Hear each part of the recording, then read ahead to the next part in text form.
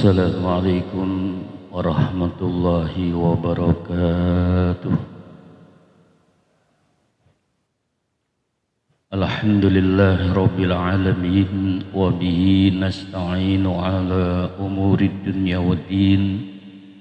Salatu wassalamu ala ashrafil anbiya'i wal mursalin sayyidina wa habibina wa syafi'ina wa maulana Muhammadin wa ala alihi wa sahbihi wa ansarihi wa junudihi ila yaumiddin, amma ba'd.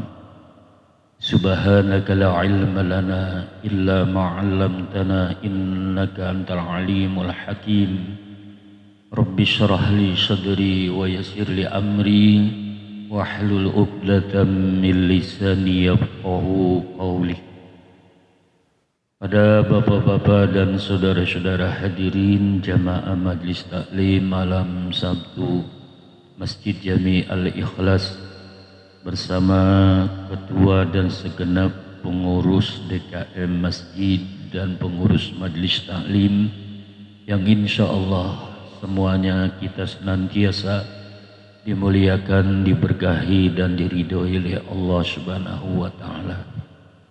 Marilah sama-sama kita baca Quran suratul Fatihah untuk mengawali dan membuka pengajian kita pada malam hari ini.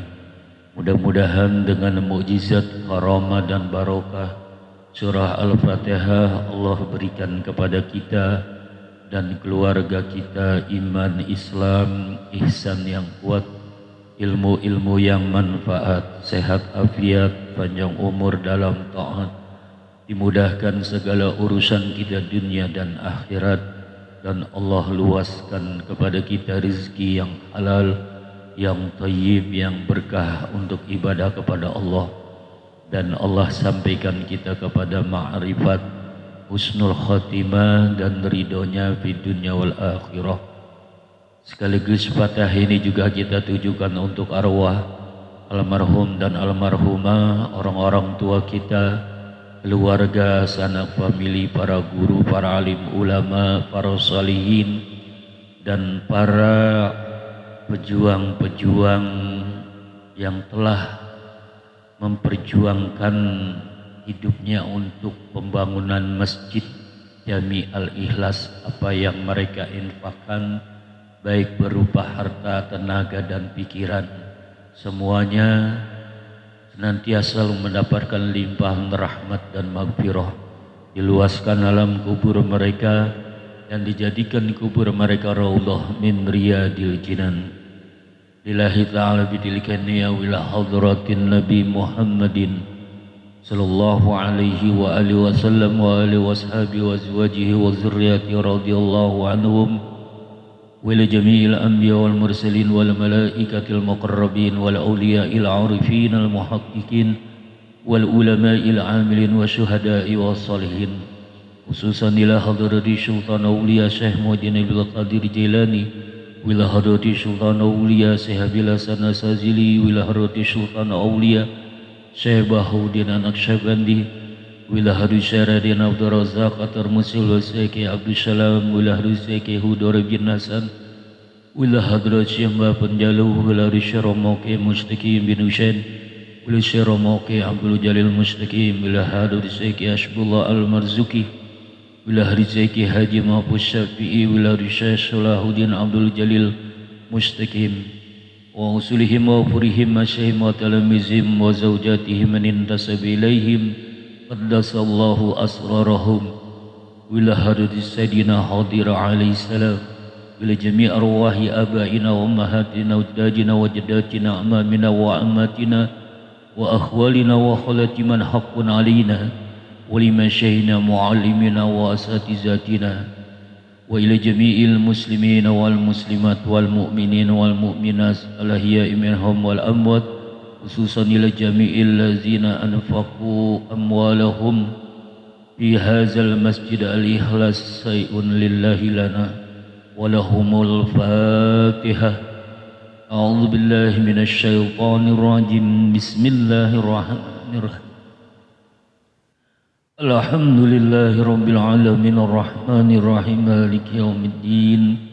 Iyyaka na'budu wa iyyaka nasta'in ihdinas siratal mustaqim. Siratal ladzina an'amta 'alaihim ghairil maghdubi 'alaihim waladdallin. Rabbighfir lana wa liwalidina amin. Bapak-bapak dan saudara-saudara hadirin jamaah taklim yang dimuliakan Allah, kita lanjutkan kajian dan pembahasan kita tentang dianjurkannya mengingat kematian dan tidak disenangi, tidak disukai berangan-angan atau mengharapkan mati. Dalam kajian yang lalu kita membahas tentang firman Allah yang isinya melarang kita jangan sampai kita terpedaya atau menjadi lengah, menjadi lalai gara-gara harta. Ya. Harta boleh dicari sebanyak-banyaknya, tapi ingat jangan sampai lupa Allah. Ya, orang kalau lupa Allah udah pasti lupa akhirat. Kalau lupa akhirat biasanya juga lupa bahwa dirinya akan mati. Tuh, dia merasa hidup itu masih lama, ya, apalagi badan sehat, ya, duit banyak, itu biasanya perasaannya mati masih apa?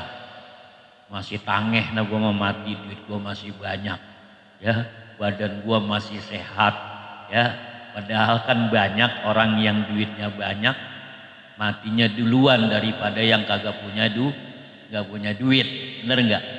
Iya, makanya jangan kita ketipu, Pak. Kehidupan dunia ini banyak sekali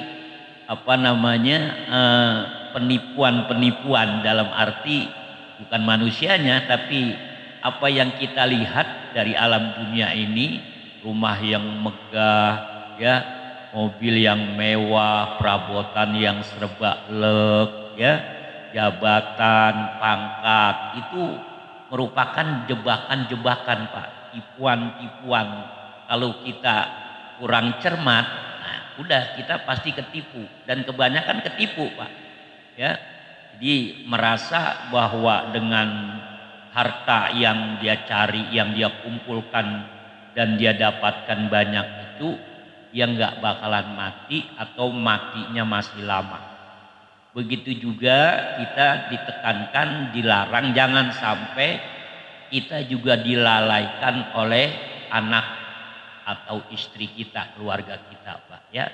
Anak, istri yang harus kita sayangi. Kita sebagai suami wajib nafkah lahir batin, ya, pendidikan anak tanggung jawab kita.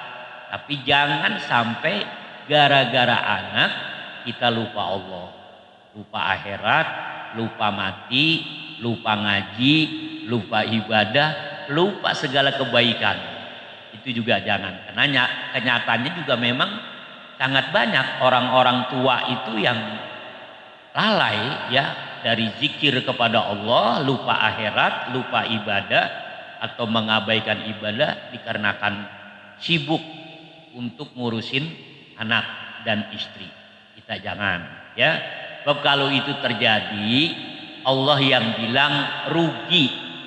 Kalau udah Allah yang bilang itu udah pasti, Pak. Kalau saya bilang sama bapak-bapak, Pak, rugi, Pak, mungkin bisa bener, bisa salah, bisa iya, bisa enggak.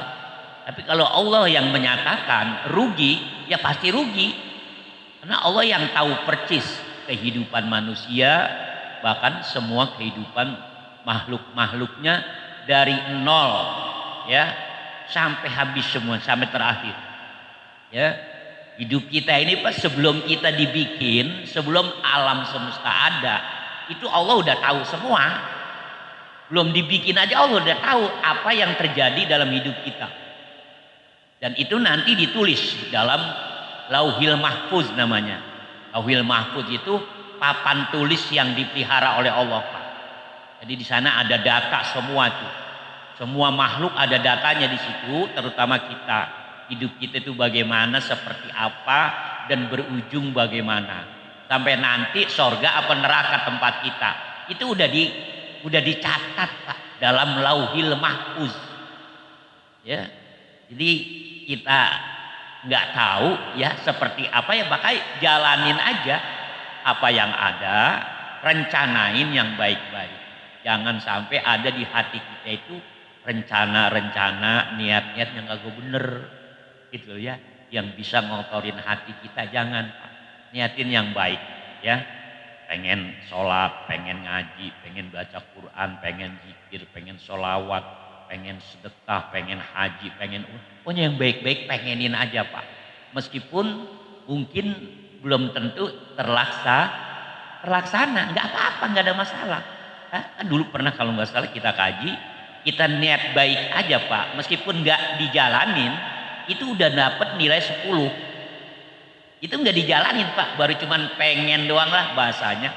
Ya, pengen nih terbangun malam tahajud, kebablasan tidurnya, ya, angles banget ya. Ya udah nggak ada pahala tahajud dapat 10 Pak. Itu nggak terlaksana loh. Ya, apalagi terlaksana berapa? 100. Kalau terlaksana Pak, itu paling minim 100. Dan nanti bisa lebih tinggi ngikutin kadar ikhlasnya. Ya, makanya semakin tinggi ikhlas kita dalam beribadah, ya semakin besar nilainya. Itu makanya kita ya juga dengan ngaji ini supaya kita belajar apa? Belajar ikhlas dikit-dikit Pak. Ya, karena ikhlas itu kan nggak gampang Pak. Ya, kalau bikin masjidnya Al-Ikhlas gampang apa berat? Berat juga ya. Ngurusinnya berat, tapi lebih berat ikhlasnya itu. Ya, bukan bangun masjidnya, di ikhlasnya itu yang berat. Ya, ada aja godaannya, ada aja tantangannya, rintangannya. Ya, kita lagi anteng-anteng udah nggak inget-inget, ada yang apa? Ada yang usil.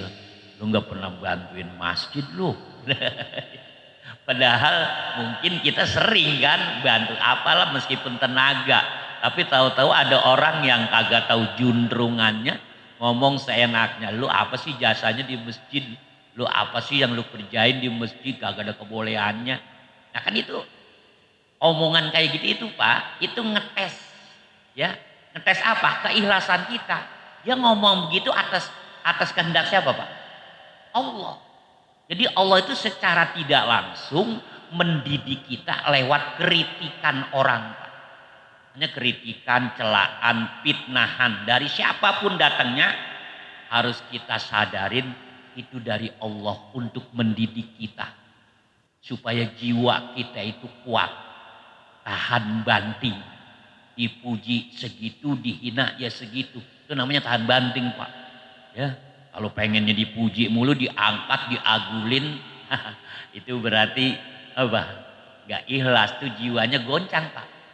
Jadi orang ketika senang pujian atau sedih ketika dihina atau marah, difitnah, itu menunjukkan ada kegoncangan jiwa. Iya, gak stabil berarti jiwa kita Pak. Kalau jiwa yang stabil itu gak gimana-gimana Pak. Jadi ketika ada yang muji, ya segitu, ada yang mencela bahkan memfitnah, ya segitu. Nah itu namanya stabil Pak. Ya kan? Nah kita udah nyampe situ belum? Belum kan? Kita nggak usah orang lain, bini kita aja ngomong kagak enak kita marah. Padahal bininya yang ngomong, abang males banget, duluan makan aja udah getol banget. Padahal kan istilahnya kita yang nyari duit, tapi bini ngomongnya kayak begitu. Kalau kita balikin, yang nyari duit siapa? Yang kehujanan siapa? Yang kepanasan siapa? Yang ngos-ngosan siapa? Yang dibentak-bentak sama bos siapa? Emang lu mah biasanya masak doang di dapur, yang nanggepin duit. Jadi rame kan? Ya, nah itu Pak. Tapi kalau orang yang jiwanya stabil, bini ngomong gitu, diantepin aja, bodo amat mau ngomong apa kek. Begitu. Iya, jadi nggak ditimpalin Pak. Sebab kalau ditimpalin juga yang terjadi malah apa? Ribut, ya kan, deblak debluk rame, ya kan. Akhirnya tetangga sampai longok nyamperin negesin, ada apa sih bang? Dengerin rame amat, kayak kucing mau kawin. Kan tetangga negesin jadinya kan, aturan nggak tahu jadi tahu. Tapi kalau kita menghadapi istri atau mungkin anak dengan tenang, stabil, ya tetangga nggak bakalan tahu. Gitu ya. Andai kata itu menimbulkan kesedihan, kita tinggal curhat aja sama Allah. Ya, ngapain curhat, kan Allah udah tahu. Ya, pentingnya curhat kepada Allah meskipun Allah tahu, tapi Allah senang. Ya, Allah tuh senang loh Pak kalau kita curhat. Ya, dari pagi sampai sore sampai malam kita curhat, itu Allah makin senang. Ya, beda sama kita. Kalau orang curhat mulu sama kita, ya agak lain lu mak. Ya kan, curhat lagi nih. Paling dia cerita keluarganya nih. Paling dia cerita ini nih, paling dia cerita itu. Kita udah bosen dengerin curhatnya kan? Iya. Kenapa? Karena curhatnya itu banyak sekali mengandung keluhan-keluhan. Ya, dan ketika kita curhat, iya kalau orang yang cocok sama kita, mungkin dia berupaya, ya dah mudah-mudahan urusan lu kelar, gue bantu doa doang, gue gak bisa bantu apa-apa. Yang baik sama kita. Kalau yang nggak baik sama kita curhat, ngeluh. Kira-kira gimana Pak dalam hatinya? Syukur. Kan begitu ya, syukurin lu. Sumpahin daripada budal keluarga lu. Ya kan, nah, kan jadi bagaimana kalau udah begitu kan? Iya, ya. Nah, itulah ya kehidupan Pak. Jadi kita ya di balik harta yang kita cari dan kita dapetin, begitu juga anak istri yang hidup bersama kita, tetap kita ayomin ya sesuai dengan tuntunan syariat karena kita bertanggung jawab ya atas mereka. Tapi ingat, jangan sampai kita lupa Allah. Kemudian juga dalam ayat yang lalu itu ditekankan kita supaya berinfak ya, menginfakkan sebagian saja. Ya Allah itu nggak mau beratin ya. Yang beratin kita itu setan sama nafsu loh Pak. Yang bikin kita berat ngerjain kebaikan itu setan sama nafsu. Ya, Allah itu nyarinya yang ringan-ringan malah buat kita. Infak aja dari harta yang kita miliki sebagian aja. Ya kan? Allah tahu, Allah bijak. Gak disuruh semuanya, sebagian. Ya, sebelum maut datang menjemput kalian. Ya, kalau udah maut datang, Ijrail udah berada di hadapan kita udah ngebekutik, ya kan, mau sedekah udah nggak bisa, ya kan, mau ibadah-ibadah yang lain nggak bisa, apalagi kita kedatangan malaikat kan istilahnya sejeg-gejeg baru itu kan, ya kan, ada yang sering didatangin malaikat, Ijrail kali sering mampir gitu namu. Iya. Lah iya pasti semuanya kita rata-rata sejeg-jeg didatangin malaikat ya tar mau mati itu. Ya, pasti itu Pak. Ya, nggak mungkin dan nggak insya Allah pasti. Bagaimana bentuknya Israel nemuin kita? Tergantung diri kita. Ya, tergantung hati dan amal perbuatan kita. Kalau hati amal perbuatan kita baik, maka Ijrail datangnya juga baik dengan postur tubuh yang menyenangkan, Pak. Tidak menakutkan. Tapi kalau hati kita jahat, buruk, kotor, pekerjaan kita juga sama, maka Ijrail datang nemuin kita dalam bentuk dan rupa yang sangat menakutkan dan menyeramkan, Pak. Andai kata itu bisa dilihat Pak, mungkin ketika kita sakitnya udah parah kita akan berupaya untuk apa? Bangkit kemudian kabur. Begitu juga yang pada nemenin kita lagi sekarat itu ya. Kalau seandainya ngelihat pasti bubar semua Pak, pulang semua. Gak ada yang mau nungguin kita, nemenin kita mau mati. Kenapa? Bentuknya menyeramkan, menakutkan Ijrail itu. Percaya enggak? Percaya enggak? Nggak percaya tunggu aja ntar tanggal mainnya dah. Ya kan? Iya. Itu belum lagi yang lain-lain Pak. Ya, ujian yang paling berat yang akan dihadapi oleh manusia, ya, termasuk kita yang umat Islam ini, nanti itu Pak, detik-detik sakaratul maut. Itu ujian yang paling berat buat kita untuk mempertaruhkan iman. Iya Pak, ya. Itu nanti sebelum Ijrail datang Pak, itu di sekeliling kita berkerumun setan Pak. Anak buah iblis supaya kita matinya su'ul khotimah. Mati nggak bawa iman. Karena mati yang paling mengenaskan sebetulnya Pak, bukan yang lilindes kontainer atau ditabrak kereta atau jatuh dari gedung tinggi. Mati yang paling menakutkan dan mengenaskan adalah mati nggak bawa iman. Tuh. Tapi urusan iman ini orang sering menyepelekan Pak. Iman harus dijaga, mengapa? Ya kan dijaga bagaimana jagainya? Ya kan iman harus perkuat bagaimana? Udah yang penting udah percaya sama Allah. Begitu. Jadi dianggap remeh keimanan. Padahal dia yang paling menentukan Pak. Keselamatan kita nanti di alam kubur sampai nanti di akhirat.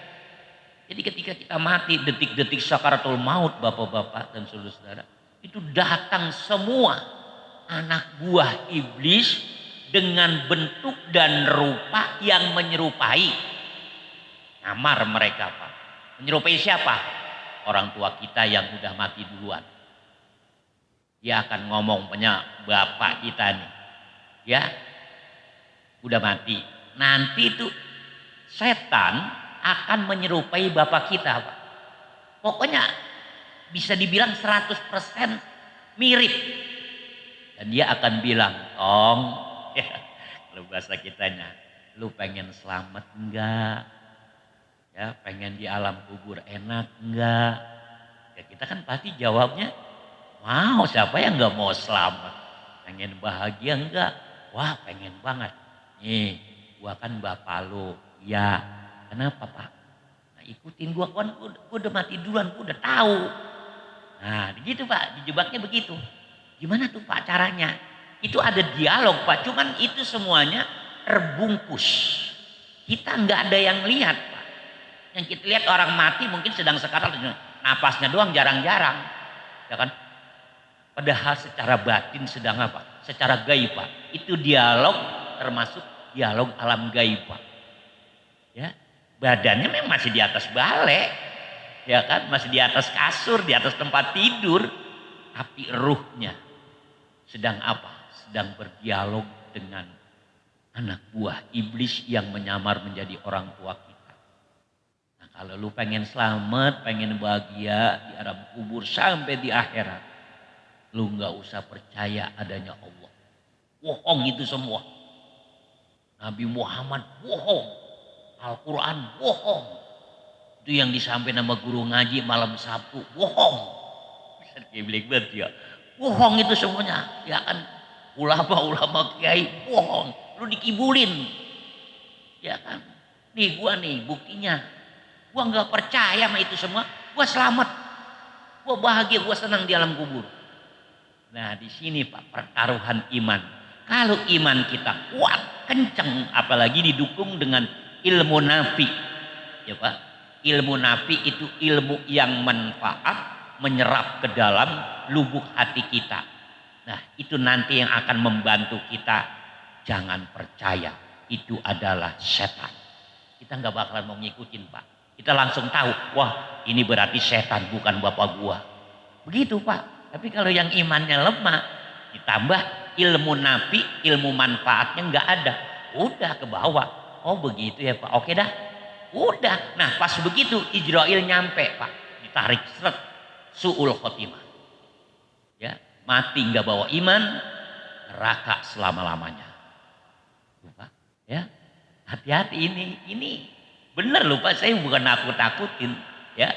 Itu banyak riwayat-riwayat kitab-kitab yang menjelaskan masalah itu dan para guru-guru kita juga menyampaikan itu. Makanya sangat penting kita menjaga keimanan kita Pak. Dalam situasi kondisi bagaimanapun iman harus dijaga sampai nanti detik-detik akhir hayat, akhir kehidupan kita di alam dunia. Kalau dia nggak nyamar sebagai orang tua kita, dia bisa nyamar sebagai guru kita, Pak. Ya, nyamar jadi saya dia. Ya kan? Iya, cuman sayanya mati duluan. Ya, dari bapak-bapak. Ya kan? Sayanya umpamanya matinya duluan. Nah, nanti bapak belakang didatangin tuh sama setan. Ya kan?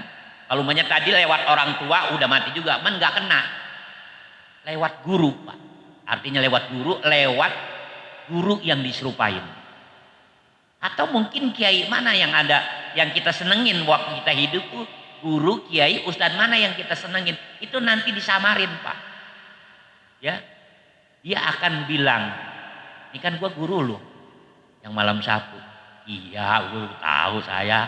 Iya, nih gua udah mati duluan ya. Itu Allah semua nggak ada, Nabi Muhammad bohong, semuanya itu bohong itu. Ya kan, itu tukang ngibul semua itu ulama. Gituin, Pak. Ya, tinggal kitanya, ya Bapak saudara-saudara, imannya sekokoh apa, sekuat apa, dan ilmu nafinya seterang apa mancernya, Pak. Ini baru ini saya jelasin. Ada tambahan iman dan ilmu nafi. Ilmu nafi, Pak. Ilmu yang manfaat.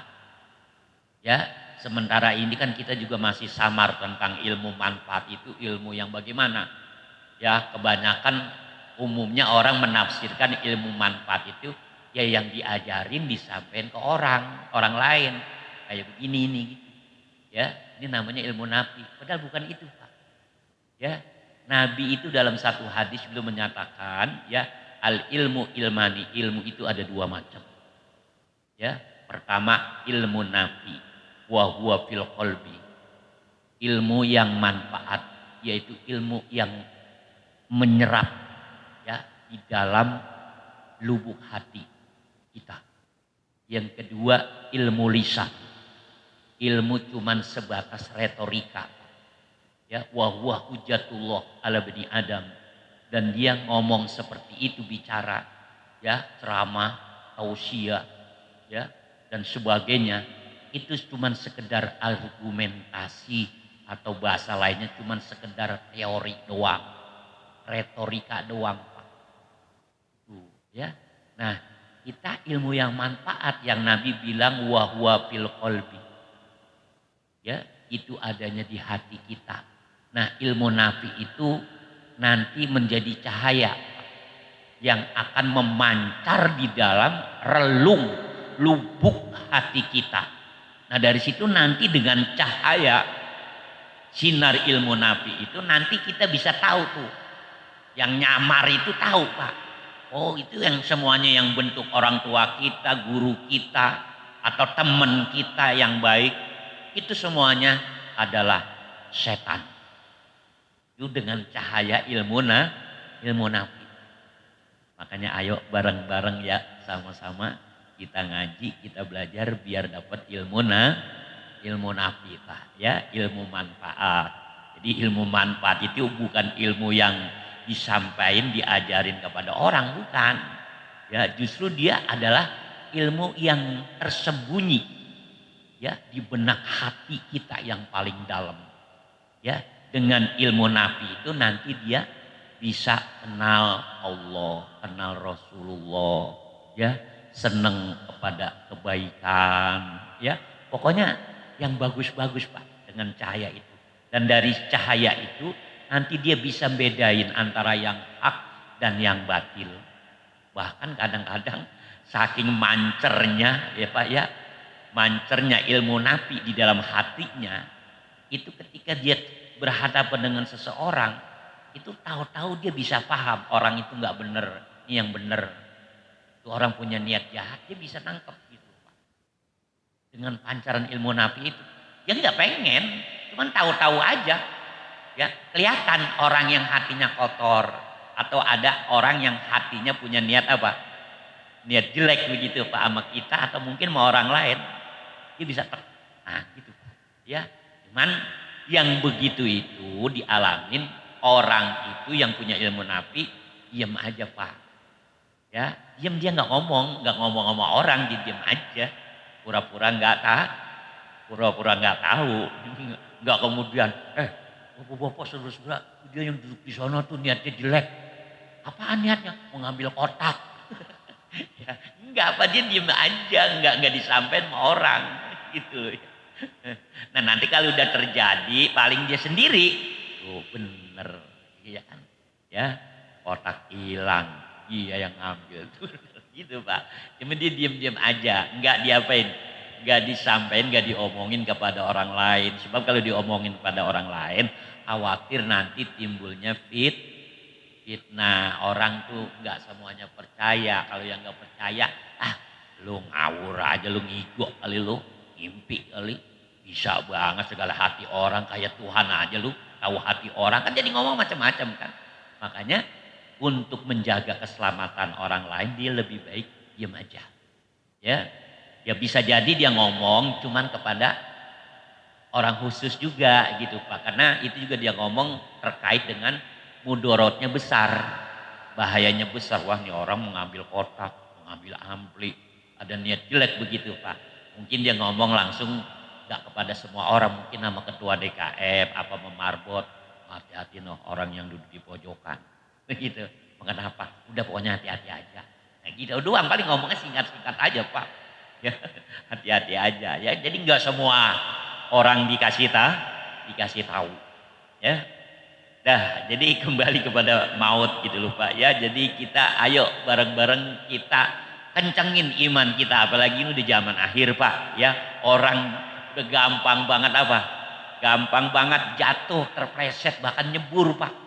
Oh jangankan yang kalangan kita yang awam, yang udah kalangan ulama, kiai, ya Allah, ya kan? Tokoh Islam, ya Allah Pak, sampai keseret. Keseret apa? Kasus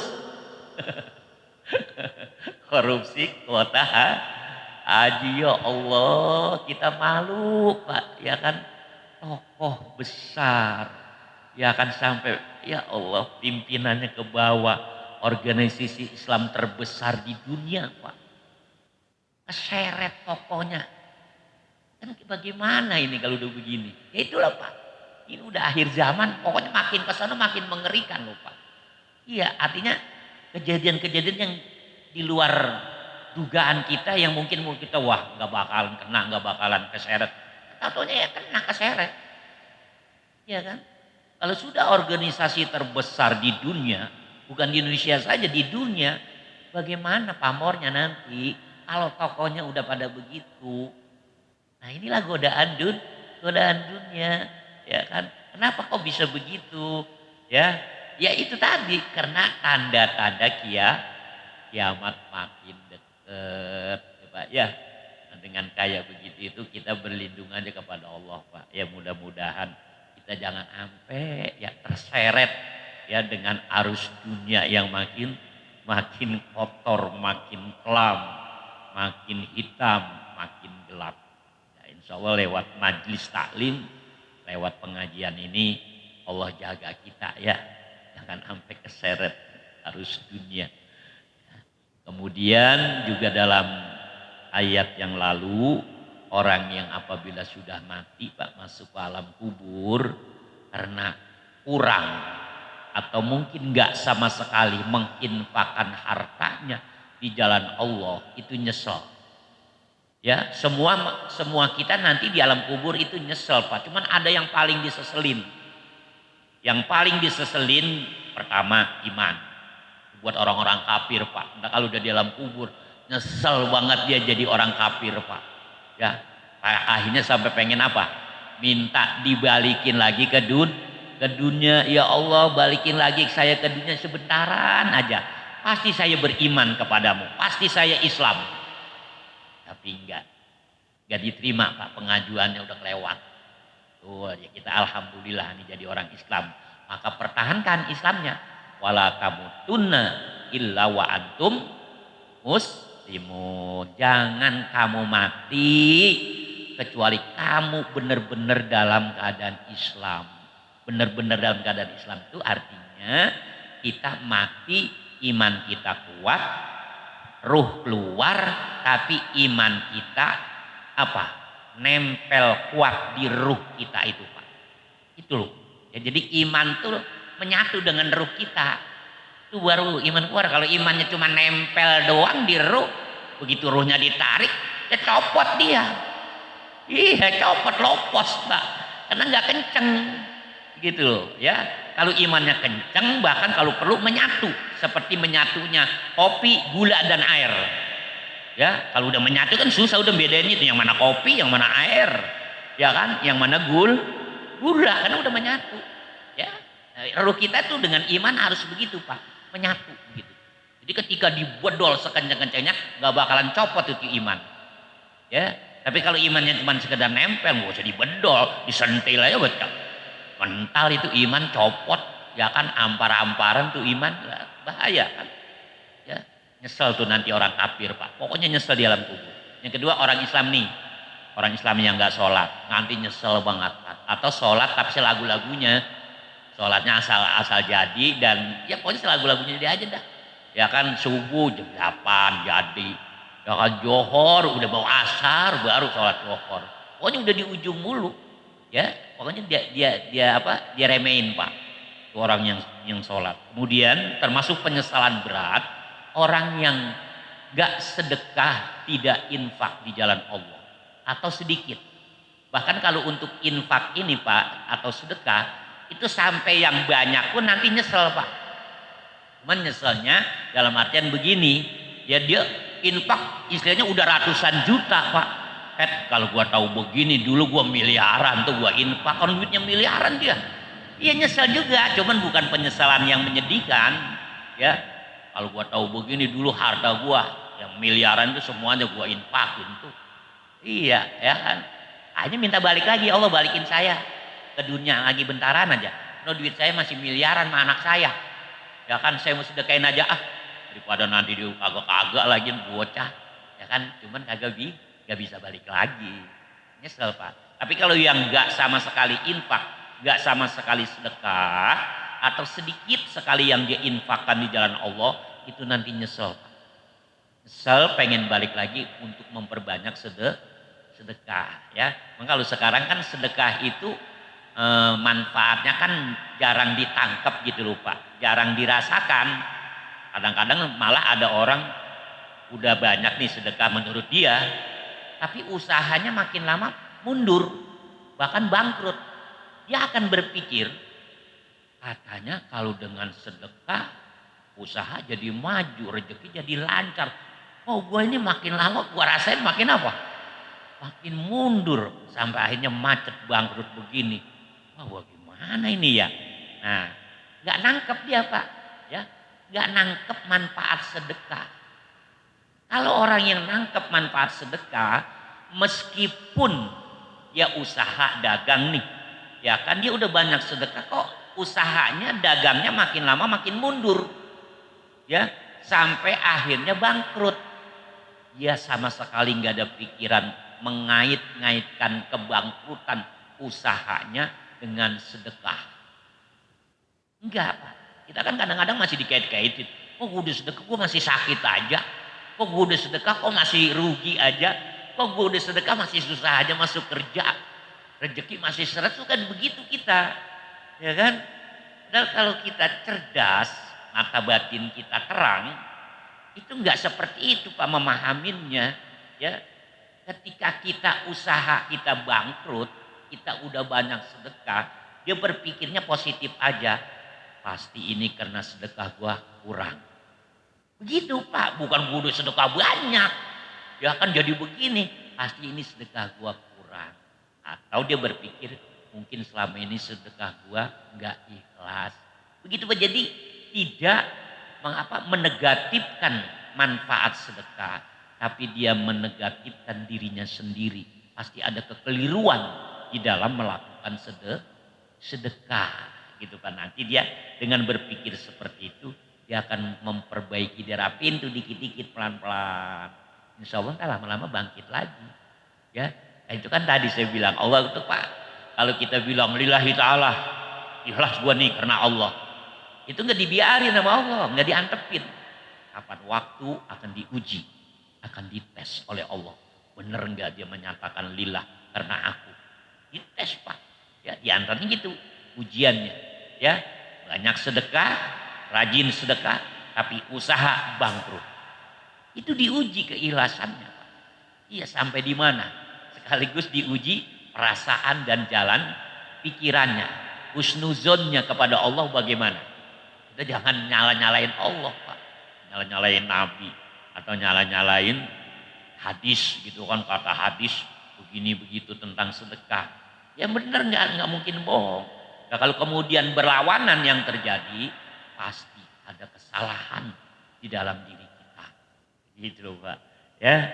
Nah, kemudian ya di sini dalam ayat akhirnya ya nanti bahwa semua jiwa akan kembali kepada Allah ya apabila ajalnya sudah nyampe ya kita semuanya balik sama Allah Pak ya cuma nanti ya kembalinya kita kepada Allah ruh kita itu yang menjadi masalah dan perlu kita pikirin siapin dari sekarang ruh kita diterima apa enggak sama Allah itu Pak harus dipikirin dari sekarang ya kalau yang hidup sih ya paling sekedar berharap mendoakan mudah-mudahan ruhnya diterima oleh Allah. Cuman kan kita nggak cukup dengan pengharapan orang, ya kan?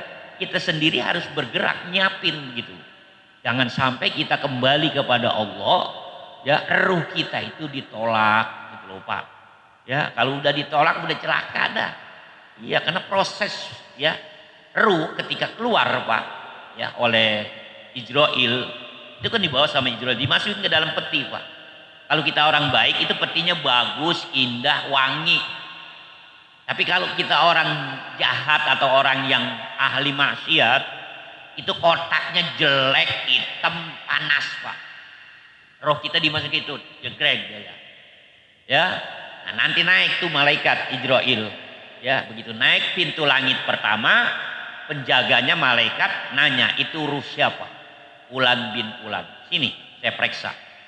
Nah, diperiksa dulu Pak sama penjaga langit pertama ya dibuka kalau kita orang baik begitu dibuka langsung harum semerbak Pak aromanya wangi ya tapi kalau orang ahli maksiat orang kafir ya itu begitu dibuka bau busuk yang luar biasa sampai malaikat penjaga pintu langit pertama sampai nangkep hidung Pak ini ruh Masya Allah.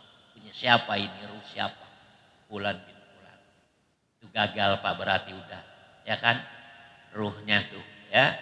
Ada juga di langit pertama selamat. Di langit kedua enggak Pak. Ada di langit kedua selamat itu ruh naik. Di langit ketiga enggak bisa. Terus sampai langit ketujuh. Ada Pak ruh kita udah sampai langit ketujuh lulus dia. Wangi sampai langit ketujuh. Tapi sampai ke Allah enggak Pak. Ya. Allah mencium bau ruh itu bau busuk dan Allah tanya kepada malaikat ruh siapa? Fulan bin Fulan. Akhirnya bagaimana? Saya enggak mau terima. Terus dikemanain? Dibalikin ke penjaga langit ketujuh. Terus langit ketujuh turun ke langit keenam. Terus sampai langit pertama diturunkan Pak ruh kita. Tinggal langit yang pertama bingung. Ini udah sampai ke kita nih. Sama pengawal-pengawal yang lain langit pertama. Terus kita kemanain? Pak. Dikemanain ruh kita ketika udah ditolak begitu? Dibuang, dilemparin. Ya, dilemparin kemana? Ke bumi lapisan ketujuh. Itu tempat yang paling gelap dan paling menakutkan, paling serem di seluruh pelosok alam semesta. Itu nanti yang direkayasa oleh jin Pak, oleh iblis Pak. Nah, cuman tadi yang sampai ke Allah ditolak, apa sih faktor penyebabnya? Malaikat penjaga langit ketujuh itu sempat negisin, ya Allah buat kami semua malaikat ini wangi semua. Harum. Kok begitu sampai kepada kamu bau busuk? Apa penyebabnya ya Allah? Allah bilang, sebabnya cuma satu. Dia melaksanakan ibadah, amal soleh, bukan karena aku. Itu aja. Ya, Pak, bukan karena aku, kata Allah. Ngeri ya. Cuman sebabnya satu doang, Pak, ditolak itu ruh. Makanya ayo kita bukan jaga ikhlas, Pak. Kita belum ikhlas. Kita belajar untuk ikhlas. Ya kan banyak di postingan di medsos tuh, ya. Kita jaga keikhlasan kita. Emang udah ikhlas apa? Ya kan? Ya, dan kita belajar untuk ikhlas, ya Pak ya. Nah, demikian kajian kita malam hari ini, mudah-mudahan ya Allah senantiasa memberikan hidayah dan taufik serta inayahnya kepada kita sehingga kita pertama tidak gampang terkecoh dengan kesenangan dunia, yang kedua terus perbanyak infak di jalan Allah, bersedekah ya dengan apapun yang kita miliki, yang kita punya ya. Kemudian jaga iman dan yakin kita kepada Allah Subhanahu wa ta'ala. Lillahi ta'ala al-Fatihah. A'udzubillahi minasyaitonirrajim. Bismillahirrahmanirrahim. Alhamdulillah rabbil alamin. Ar-Rahmanirrahim. Maliki yaumiddin. Iyyaka na'budu wa iyyaka nasta'in. Ihdinas siratal mustaqim. Siratal ladzina an'amta 'alaihim ghairil maghdubi 'alaihim waladdallin. Ilanal karim antal karim. Bismillahirrahmanirrahim. Alhamdulillahirabbil alamin. Allahumma shalli ala sayidina Muhammad wa ala ali sayidina Muhammad. Rabbana zidna ilman nafi'a warzuqna fahman kamila. Allahumma arinal haqqa haqqan warzuqna tiba'ah wa arinal batila batilan warzuqna tinabah. Rabbana atina fid dunya hasanah wa fil akhirati hasanah wa qina adzabannar. Wa sallallahu ala sayyidina Muhammadin wa ala alihi wa sahbihi wa sallam. Walhamdulillahi rabbil alamin. Assalamualaikum warahmatullahi wabarakatuh.